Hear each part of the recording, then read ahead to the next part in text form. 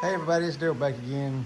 Deep Fish Man 76. This is a simple little brooder I made the other day.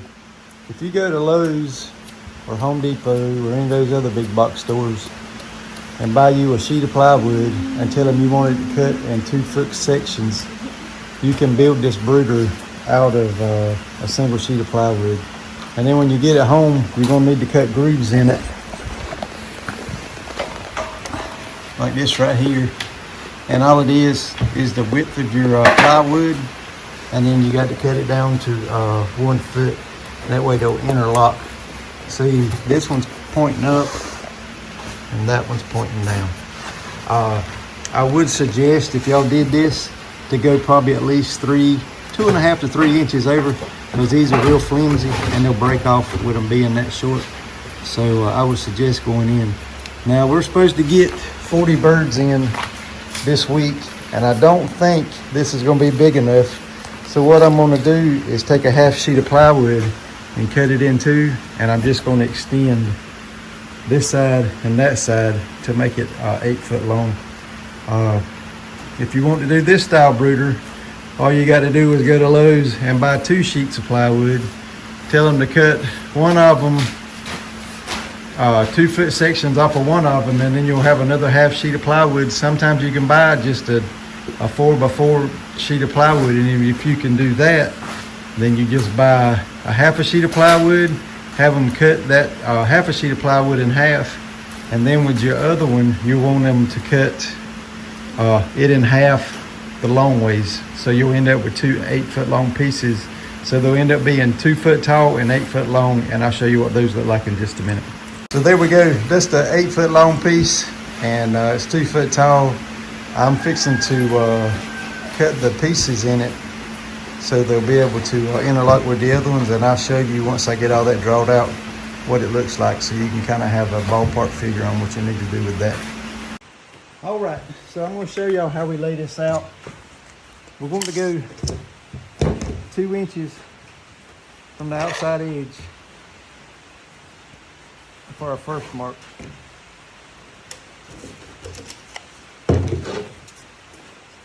We'll use our square to line these up.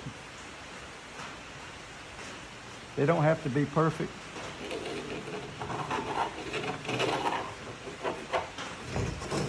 And then you want to go 1 foot from there.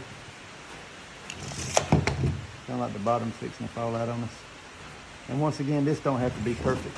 But now you want to go a ½ inch from where you're at. So this right here is a ½ inch, and then a ½ inch, and then a ½ inch. If you're using thinner plywood, you can go whatever your plywood is. I would not suggest using real thin plywood for this, because you want something that's going to last a little while. And the good thing about this brooder is, once you're through with it, you can take it apart and it'll stack somewhere up against the wall or on the floor or something like that, and it doesn't take up a whole lot of room. So let's cut this out, and I'll show you what it looks like when we get through.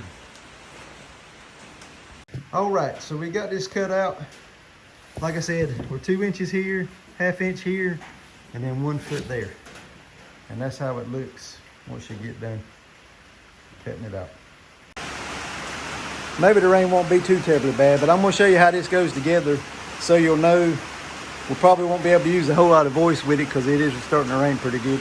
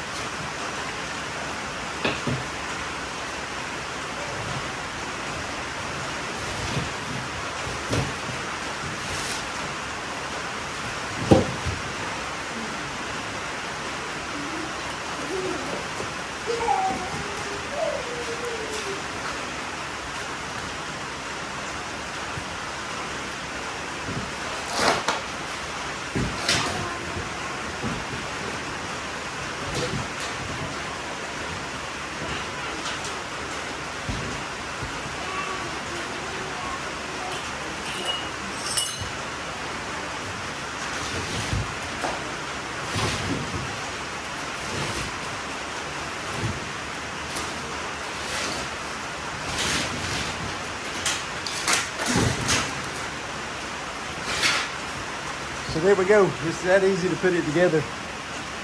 And it's good. It's good for pinning in a 4-year-old too. But there's something else I'm going to show you that I'm going to do to it. If you decide to go the full size one like this, here's another idea you can do. So what I'm doing here is I measured 4 foot. Where's my tape measure at? I measured 4 foot from here to here. What I'm going to do is I'm going to put a slat on the 4 foot mark. And I'm going to put another one up here and mark the width of the plywood that I'm using. And I'll put another one right here. And what that'll be is for a divider. And I'll put you on the other side and we'll show you what we're doing with it.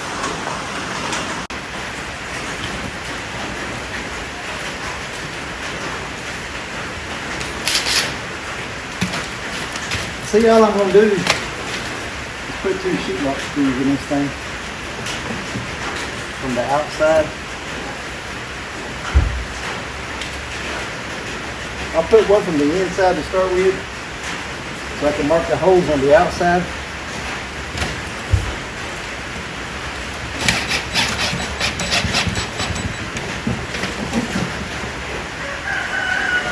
And what I'll do is I'll back those screws out and put them in from the outside in. And I'll just cut them off on the inside. And what this will do, allow me to put another piece of plywood in here and make a divider.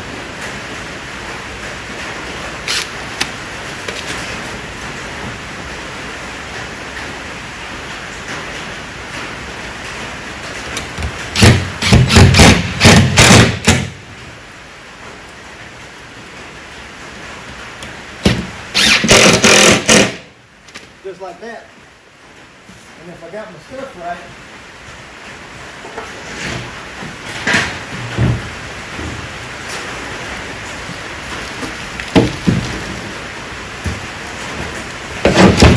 put the plywood slide right in there.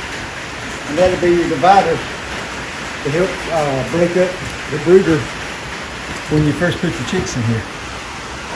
Of course, when I get done, I'll put a screw in on this side and one in on this side, which will pull the brooder in, and it'll keep the chicks in either end, whatever end we want to keep them in to start with. So I'm going to do the other side.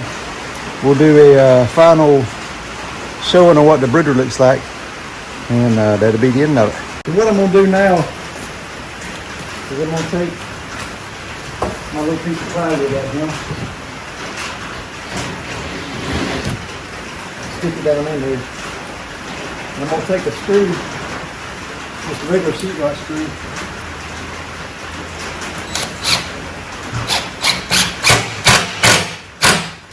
I'm going to put that sheetrock screw in that side, and I'm going to do the same thing on the other. And what that's going to do is pull the brooder in and give it more strength and rigidity, and it's also going to keep the chicks from moving in and out.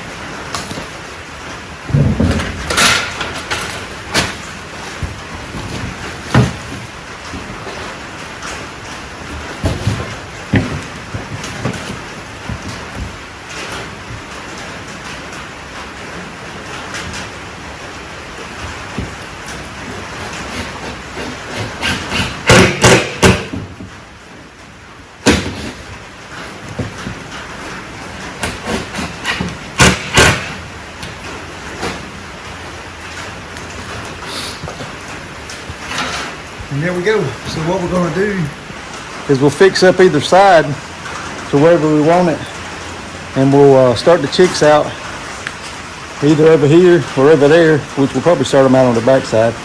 And I'm going to hang my lights and all that stuff back up.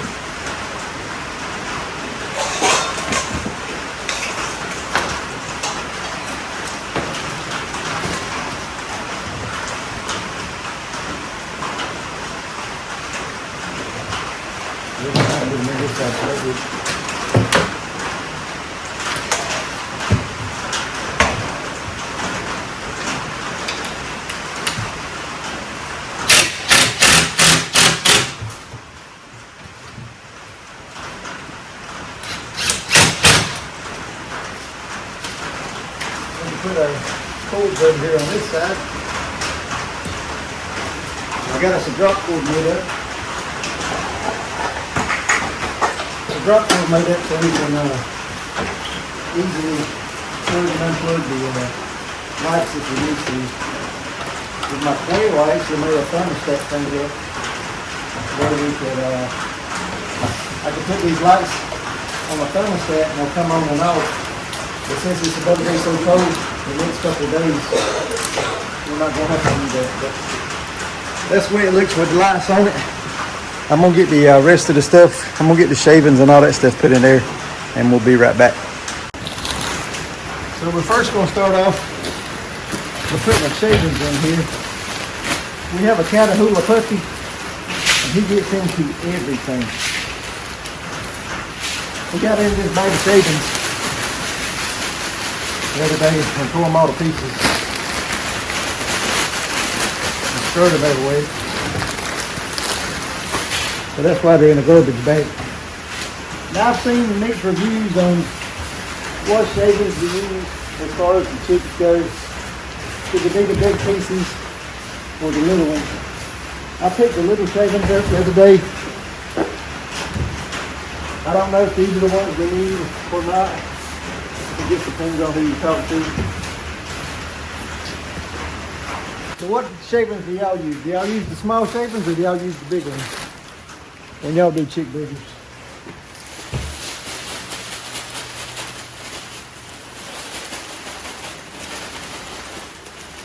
Now see, once we move the chicks in here and they get bigger, and I take that divider out, I can switch these lights around where one's facing over that way and one's facing this way. But chances are I'm probably gonna move one to this end and one out here to the other end, down that way. That way they won't all be piled up in one spot when they get bigger.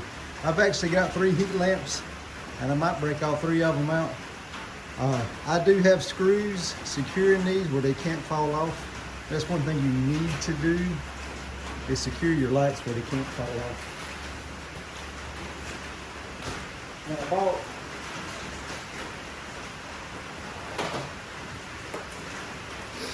I bought 3 of these the other day that I'm gonna put in here to start with. I'll probably just start out with 2. And I got some small waters I was using with my quail. I'm gonna get them cleaned up and get them put in here too. That way we're ready to rock and roll. But like I was saying a while ago, the good thing about this brooder here is once I get through, I take a couple screws out, 2 screws out, 3 screws, 4 screws out of the thing, collapse it together, and I can stand it against the wall. When I'm done, this tarp, all I gotta do is fluff it up, put the shavings in the middle of it, and I can take the shavings straight out to my compost pile. And I ain't got to worry about dealing with having space for a big old brooder like that. Can you imagine how much room that right there would take up in a shop or in your little storage building or anything like that? So it might be a little overkill for what we got going on, but I'm one of these ones I'd rather have a little too much room than not enough, and them being all piled up on top of each other, or the brooder getting so nasty in such a short limit of time.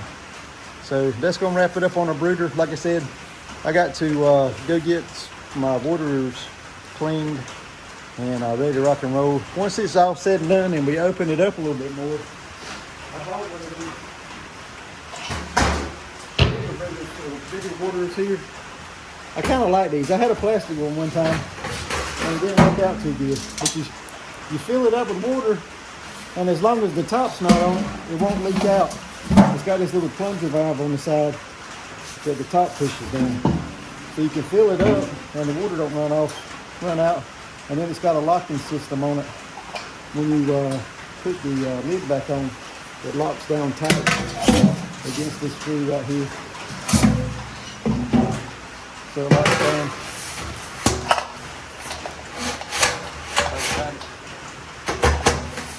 It locks it in like that. So, but that's made by, I got this one at Tractor Supply, no, Agri Supply. And Raleigh. I kind of like these. Like I said, I had the plastic one before, and I was using it to feed my bees. And after time, the sun got to it, and it just become a big old soft plastic piece that broke real easy. So if you're looking to get your chicken water, I would recommend that one. If I can find it on Amazon, I'll put a link for it in the description below, along with all the other stuff that I got here. So, all right, so just a little update for, I know some of y'all were probably like, hey, you got to have a top for that. So we went ahead and built us a top out of the little 1/2-inch wire mesh, just a simple little design for that. So I did build a top for it. The only disadvantage to the top is it's 4 foot wide. Can you say, hey, this is Weston. He's eating the icy and it's cold outside. But the only disadvantage is it's 4 foot wide, so it's going to stick up a little bit higher than the rest of it. But we got it all hooked up. I'm ready to rock and roll for our little chicks coming this week. Thanks for watching. We'll see you on the next one.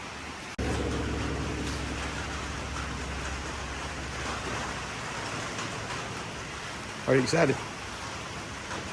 You babies. Just say.